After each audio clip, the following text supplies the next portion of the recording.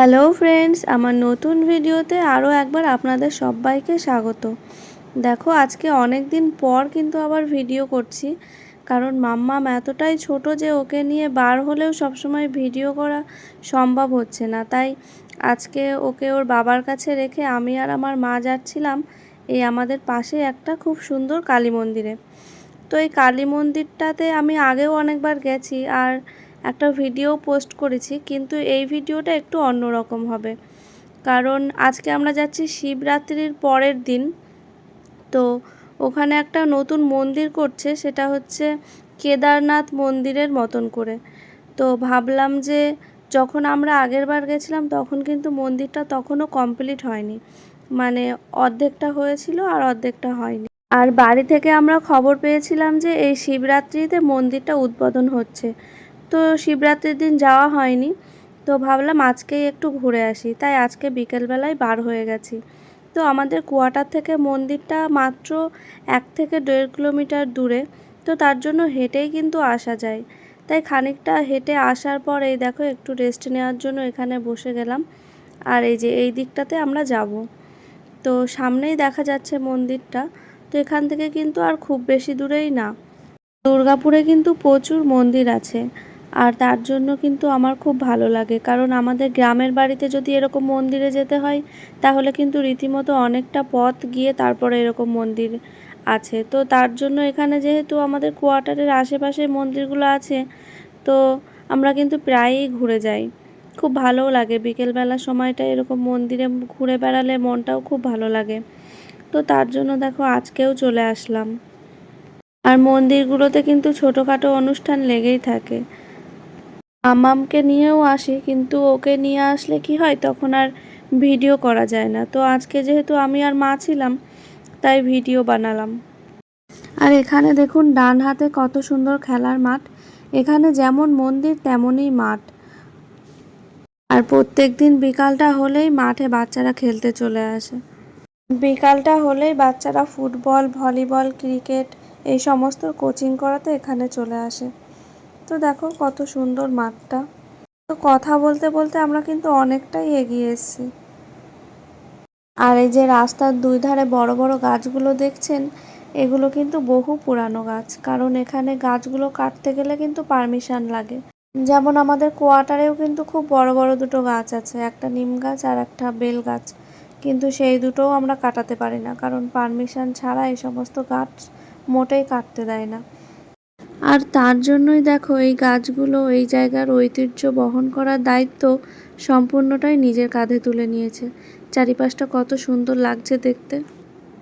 আপনারা যদি কখনো এখানে বেড়াতে আসেন তাহলে কিন্তু অবশ্যই এই মন্দিরগুলো একবার হলেও দেখে যাওয়ার চেষ্টা করবেন। বাবা ভোলেনাথের মন্দির, হনুমানজির মন্দির, মা কালীর মন্দির, শ্রীকৃষ্ণের মন্দির, চারিদিকে এত মন্দির আছে যে আপনাদের মনটা কিন্তু খুব ভালো হয়ে যাবে।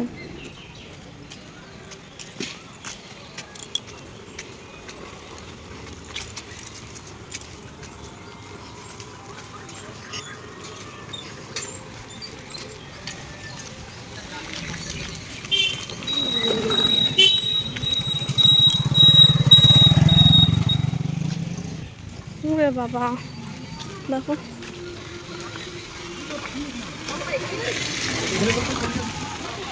এই যে দেখুন মন্দিরটাতে পৌঁছে গেছি।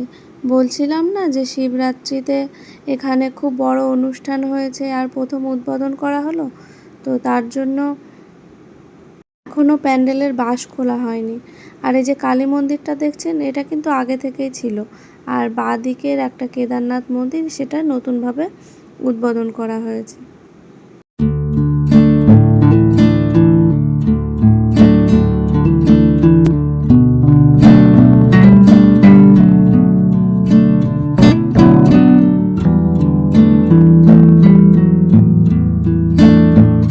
এই মন্দিরটাতে কিন্তু মায়ের নিত্য পুজো করা হয়।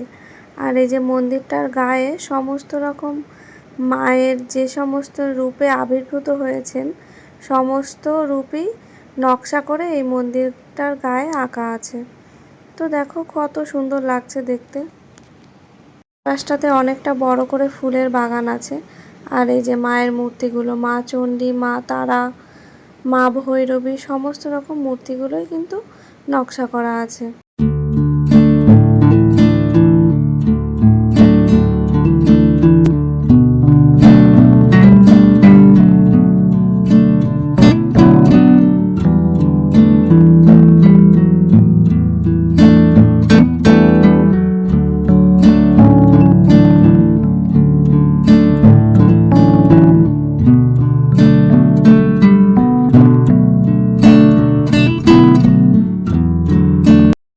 এই মন্দিরটার পিছনে খুব বড় জঙ্গল, আর এই যে পুরানো বড় বট গাছটা রয়েছে তার নিচে এই যে মন্দিরটা, তার জন্য কিন্তু মন্দিরটার সৌন্দর্য আরও অনেকটা বেড়ে গেছে।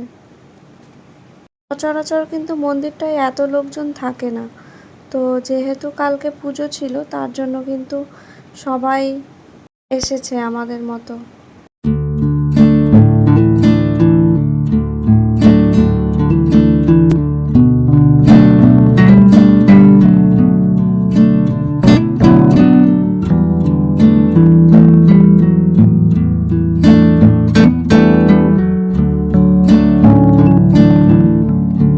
আর এই যে দেখুন, সম্পূর্ণ জলের উপর হওয়ার কারণে মন্দিরটা শোভা যেন দ্বিগুণ হারে বেড়ে গেছে। আর এই যে বাঁ পাশের পলাশ ফুল গাছটাও যেন জলের সঙ্গে সমান তালে পাল্লা দিয়ে মন্দিরটার শোভাকে আরও বাড়িয়ে তোলার জন্য লেগে পড়ে আছে। আর এই যে এখানে দেখো,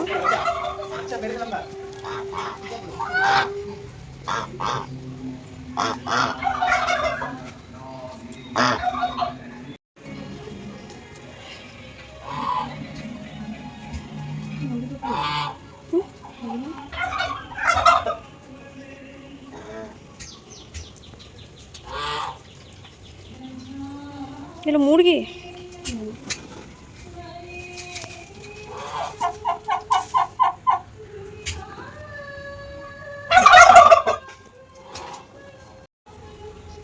খরগোশটা চলে এসেছে এদিকে।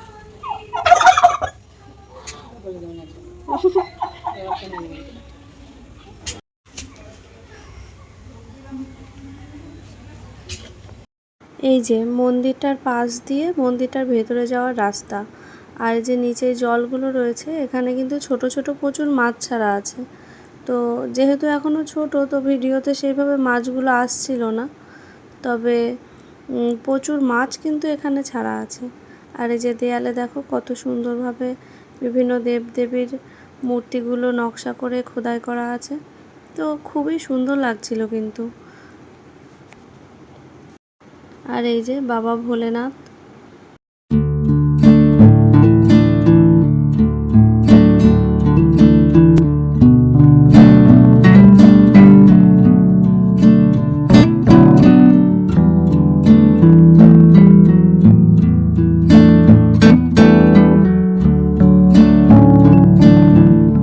মা আমাদেরকে বলে আমরা যেন যখনই কোনো মন্দিরে যাব সুযোগ পেলে সেই মন্দিরটা একবার হলেও পরিক্রমা করে আসি।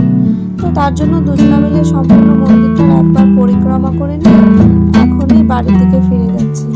তো দেখো মন্দিরটা চারিপাশে ফুল গাছ আর এই যে জল, সব কিছু মিলিয়ে কত সুন্দর লাগছে। আর তোমাদের সঙ্গে এই সম্পূর্ণটা শেয়ার করতে পেরে আরও ভালো লাগছে।